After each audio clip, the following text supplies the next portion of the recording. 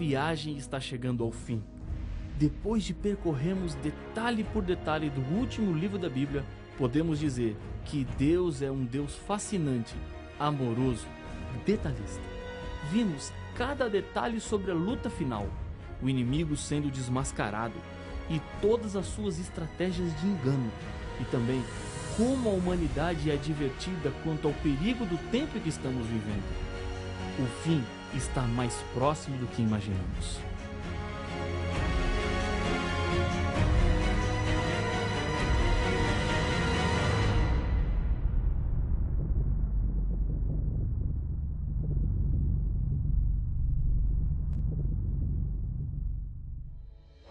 O mundo será destruído, e com ele todos que não aceitarem se entregar a Deus e viver uma vida de acordo com a Bíblia Sagrada. A história chega ao fim e, ao mesmo tempo, começa a história de uma vida sem fim. Jesus voltará para buscar os fiéis e eles serão levados para o céu por um período de 1000 anos. Depois, voltarão para a terra com a Nova Jerusalém e a terra será completamente purificada. Não existirá mais morte, dor, hospitais, cemitérios, câncer, AIDS, depressão, síndrome do pânico, violência, assassinatos, exploração, pobreza, fome, indiferença, terremotos, enchentes e tantas outras coisas que roubam a alegria dos seres humanos. Não pense que o caminho para chegar lá é muito difícil.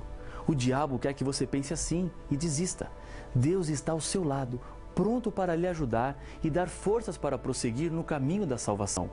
Nas revelações do Apocalipse, Jesus nos mostra claramente a história do seu povo, desde os dias dos apóstolos até o fim, através de 3 profecias diferentes: as 7 igrejas, os 7 selos e as 7 trombetas.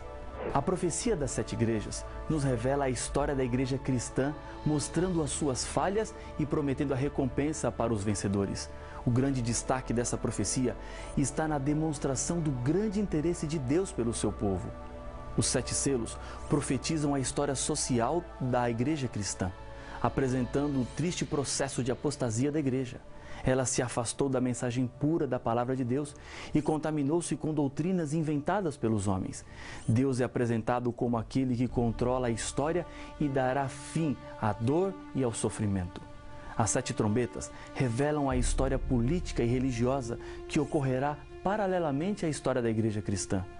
As 4 primeiras trombetas mostram a desintegração do grande Império Romano Ocidental pelas tribos dos povos bárbaros, que prepararam o caminho para Roma papal.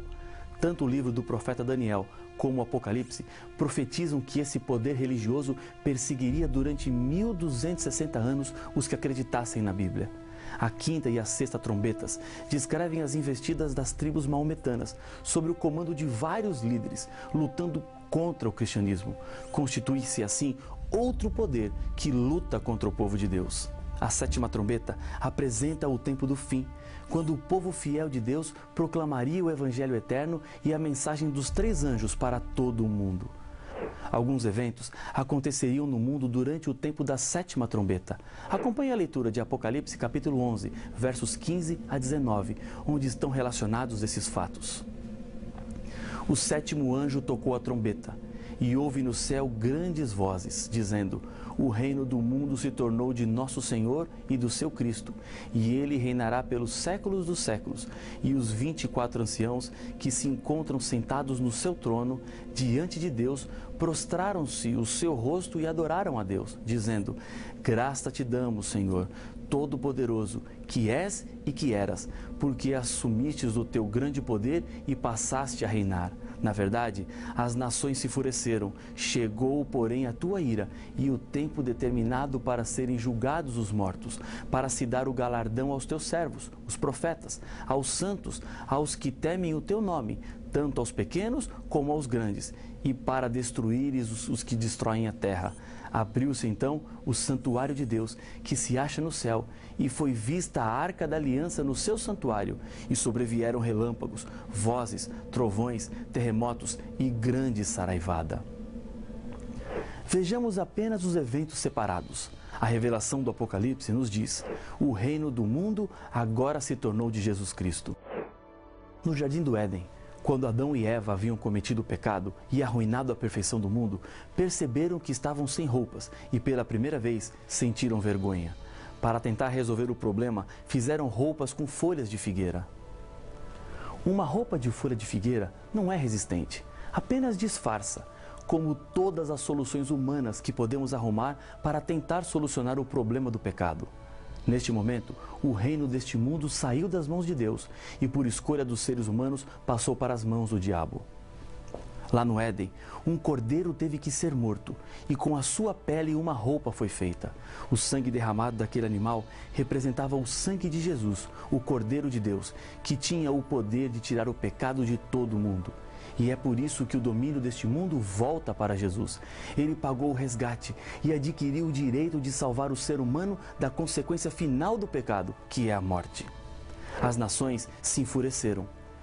Jesus profetizou em Mateus 24 que nos últimos dias haveria guerras e rumores de guerras, cada vez mais e com maior intensidade.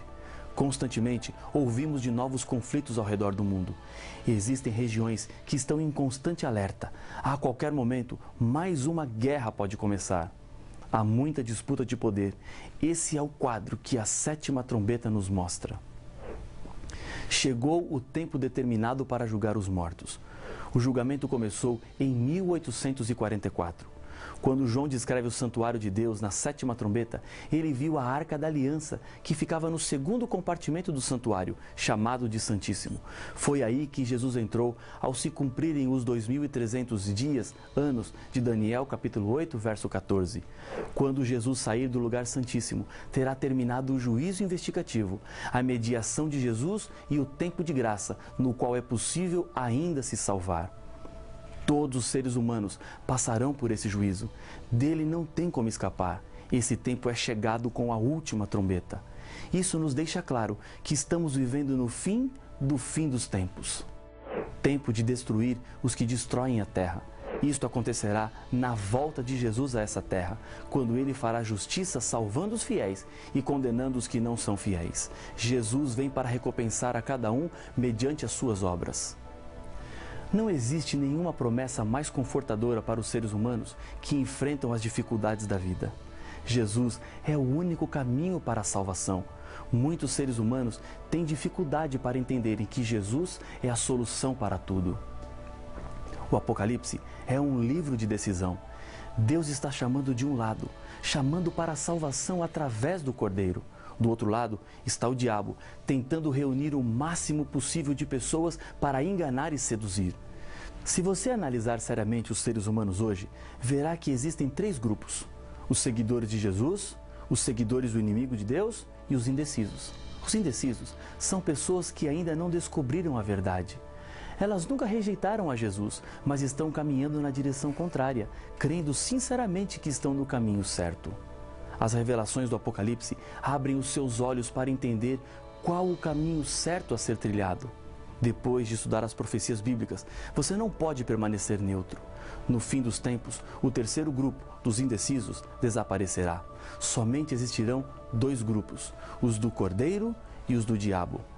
A Bíblia apresenta muitas ilustrações para reafirmar essa verdade, dizendo que no fim dos tempos existirão apenas ovelhas e cabritos, trigo e joio, mulher vestida de sol e mulher vestida de vermelho.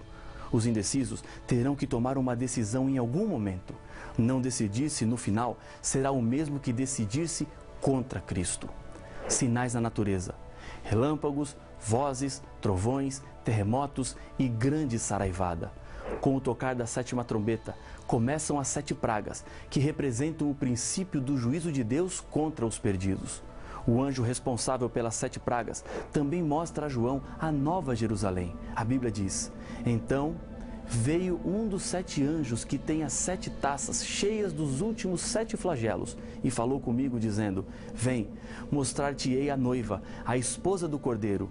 E me transportou em espírito até uma grande e elevada montanha e me mostrou a santa cidade, Jerusalém, que descia do céu da parte de Deus. Apocalipse capítulo 21, versos 9 e 10. É importante entendermos como eram os casamentos na época de Jesus. Normalmente, haviam 5 momentos importantes. Primeiro, O compromisso matrimonial tinha muito mais seriedade do que nossos dias. Segundo, o pagamento do dote matrimonial. Terceiro, o período de preparação pessoal da noiva para o casamento e o noivo preparava a casa. Quarto, a cerimônia do casamento, que não acontecia na igreja como fazemos hoje. Era uma cerimônia simples, quando o noivo reconhecia publicamente o seu pedido de casamento, colocava uma capa sobre os ombros da noiva, enquanto o cortejo se dirigia para o local onde seria a festa. Quinto, a festa. Normalmente era na casa do pai do noivo. Em todo o Apocalipse, os salvos são descritos como vestidos de branco. Os 24 anciãos estão vestidos de branco, diz Apocalipse capítulo 4, verso 4. Os que fazem parte da multidão que se achava diante do trono de Deus estavam vestidos de vestiduras brancas, diz Apocalipse capítulo 7, verso 9. E nas bodas do Cordeiro, a igreja, lhe foi dada vestir de linho finíssimo, resplandecente e puro. Apocalipse 19, verso 8. A Nova Jerusalém, morada dos salvos, é a esposa de Cristo. Os mesmos passos de um casamento nos tempos bíblicos são percebidos na Bíblia. Primeiro, compromisso matrimonial. Jesus demonstrou interesse por sua igreja, assim como nos escolheu nele antes da fundação do mundo, para sermos santos e irrepreensíveis perante ele e em amor. Efésios capítulo 1, verso 4. Antes mesmo do mundo ser criado, Jesus já tinha estabelecido um compromisso de amor com os seres humanos.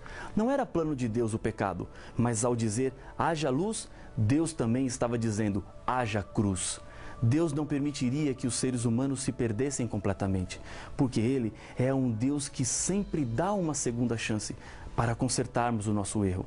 Mesmo com o pecado, Deus não desistiu do seu compromisso de salvar, e o compromisso foi concretizado quando, vindo, porém, à plenitude do tempo, Deus enviou seu Filho nascido de mulher. Gálatas 4, 4. Jesus veio ao encontro da igreja. Somente um Deus de amor e comprometido com a salvação deixaria o céu para viver como um ser humano. Segundo, o dote também foi pago para que Jesus tivesse direito de ter a igreja. Aquele que nos ama e pelo seu sangue nos libertou dos nossos pecados. Apocalipse 1, verso 5. Sabendo que não foi mediante coisas corruptíveis, como prata ou ouro, que fostes resgatados do vosso fútil procedimento, que vossos pais vos legaram, mas pelo precioso sangue, como de cordeiro sem defeito e sem mácula, o sangue de Cristo. 1 Pedro capítulo 1, versos 18 e 19. Ao morrer na cruz, Jesus pagou o dote da salvação. Em 1946, o físico canadense Louis Slotin, do projeto Manhattan, realizou um experimento de risco. Eram os primeiros meses do ano e ele fazia os preparativos para a prova atômica nas águas do sul do Pacífico, no atol de Bikini. O objetivo da sua experiência era determinar a quantidade de berilo envolvido em um núcleo de plutônio necessário para uma reação em cadeia. Os cientistas chamavam de massa crítica. Para despertar, era necessário ir aproximando as duas esferas de urânio lentamente. Quando a massa se tornava crítica, então, separava-os com uma chave de fenda. No dia 21 de maio, no exato momento em que o material tornou-se crítico, a chave de fenda escorregou da sua mão. Os hemisférios de urânio se aproximaram demais e instantaneamente a sala se encheu de uma nuvem azul. Slotin poderia sair correndo, tentando salvar a própria vida. Mas não foi o que fez. Ele separou os dois hemisférios com a própria mão. Com isso, salvou a vida de outras 7 pessoas que estavam com ele naquela sala. Gritando aos seus colegas para que ficassem exatamente onde estavam no momento do acidente, traçou em uma lousa a posição para que os médicos soubessem qual foi o grau de radiação que ficaram expostos. Pouco mais tarde, Al Graves, um colega que depois dele havia estado mais exposto, contou que estavam esperando um carro que os levaria ao hospital e Slotin disse: "Você se salvará. Eu não tenho possibilidade nenhuma de vida." Ele estava certo. 9 dias depois, morreu em terrível agonia. Isso nos ajuda a entender algo muito importante. Há 2000 anos, Jesus Cristo veio no meio da radiação mortal do pecado e com sua vida concedeu liberdade e salvação para todos os seres humanos. Os que zombavam de Jesus enquanto estava na cruz diziam: salvou os outros, a si mesmo não pode salvar-se? Mateus capítulo 27, verso 42. Palavras acertadas, porque se Jesus se salvasse ali na cruz, todos os seres humanos estariam perdidos. Ele poderia se salvar, mas escolheu morrer. O dote estava pago. Terceiro, período de preparação pessoal da noiva enquanto o noivo preparava a casa. Isso é exatamente o que está acontecendo neste momento. Jesus disse que no céu estaria preparando-nos lugar. João capítulo 14, o verso 2. Em certo sentido, a nossa situação parece-se com a de um bebê que acabou de sujar as suas fraldas. A sua situação o incomoda, está sujo, sente a sujeira, mas não consegue fazer nada para resolver o seu problema. Chora pedindo ajuda até que os pais chegam para lavar e trocar. Estamos sujos pelo pecado, necessitamos de ajuda, pois não conseguimos nos limpar. É nesse ponto que reconhecemos a nossa fraqueza e impotência. Assim, aceitamos a Jesus como nosso Senhor e Salvador, como aquele que pode nos limpar. Suponhamos que um amigo roube o seu carro, mas depois ele se arrepende, vai até a sua casa, devolve o carro e lhe pede perdão. Você perdoa, mas como será a partir daí a sua amizade com essa pessoa? Ficará para sempre a lembrança. Quando Jesus Cristo vem e limpa uma pessoa, por mais longe que ela tenha ido, Deus perdoa os pecados e não se lembrará mais dele. Venha ou volte agora para perto de Jesus. Estamos no tempo de preparo para a salvação. Depois de tudo preparado e pronto, juízo encerrado, vem o momento esperado. Alegremo-nos, exultemos e demos-lhe a glória, porque são chegadas as bodas do Cordeiro, cuja esposa a si mesma já se ataviou. Apocalipse capítulo 19, verso 7. O verso 9 fala de pessoas bem-aventuradas, ou seja, felizes. Bem-aventurados aqueles que são chamados à ceia, às bodas do Cordeiro. Apocalipse 19, 9. Agora só depende de você. Procure a Igreja Adventista do Sétimo Dia mais próxima da sua casa. Decida hoje fazer parte do povo de Deus aqui na terra. As verdades são claras e já não há mais tempo. Chega de sofrer. Pare de enganar-se a si mesmo. Venha para a maravilhosa luz. Deus está contigo e nesse momento está lhe convidando para fazer parte do grupo dos salvos. Deus não chama com hora marcada. Não me diga que o seu momento ainda não chegou, porque amanhã pode ser tarde. Ele está lhe chamando agora. E para confirmar a sua decisão e a aceitação, eu quero lhe convidar a orar comigo. Senhor Pai nosso, obrigado pelas verdades do Apocalipse, pelas decisões tomadas, pela salvação estendida e pela graça outorgada. Toma conta da nossa vida. Aceita a decisão tomada nesse momento, em nome de Jesus. Amém.